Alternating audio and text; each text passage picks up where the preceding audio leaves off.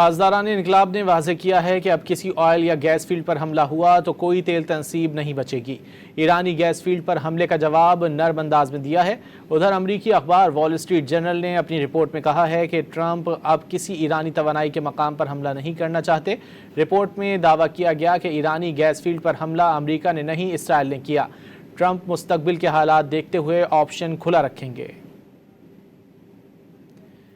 پاسداران انقلاب نے واضح کیا ہے کہ اب کسی آئل یا گیس فیلڈ پر حملہ ہوا تو کوئی تیل تنصیب نہیں بچے گی۔ ایرانی گیس فیلڈ پر حملے کا جواب نرم انداز میں دیا ہے۔ ادھر امریکی اخبار وال اسٹریٹ جرنل نے اپنی رپورٹ میں کہا ہے کہ ٹرمپ اب کسی ایرانی توانائی کے مقام پر حملہ نہیں کرنا چاہتے۔ رپورٹ میں دعویٰ کیا گیا ہے کہ ایرانی گیس فیلڈ پر حملہ امریکہ نے نہیں، اسرائیل نے کیا ہے۔ ٹرمپ مستقبل کے حالات دیکھتے ہوئے آپشن کھلا رکھیں گے۔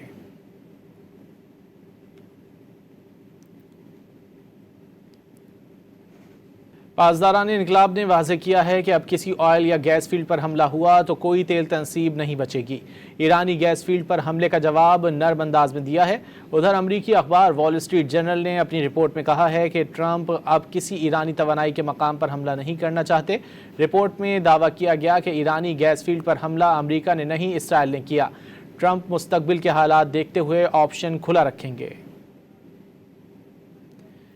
پاسداران انقلاب نے واضح کیا ہے کہ اب کسی آئل یا گیس فیلڈ پر حملہ ہوا تو کوئی تیل تنصیب نہیں بچے گی۔ ایرانی گیس فیلڈ پر حملے کا جواب نرم انداز میں دیا ہے۔ ادھر امریکی اخبار وال اسٹریٹ جرنل نے اپنی رپورٹ میں کہا ہے کہ ٹرمپ اب کسی ایرانی توانائی کے مقام پر حملہ نہیں کرنا چاہتے۔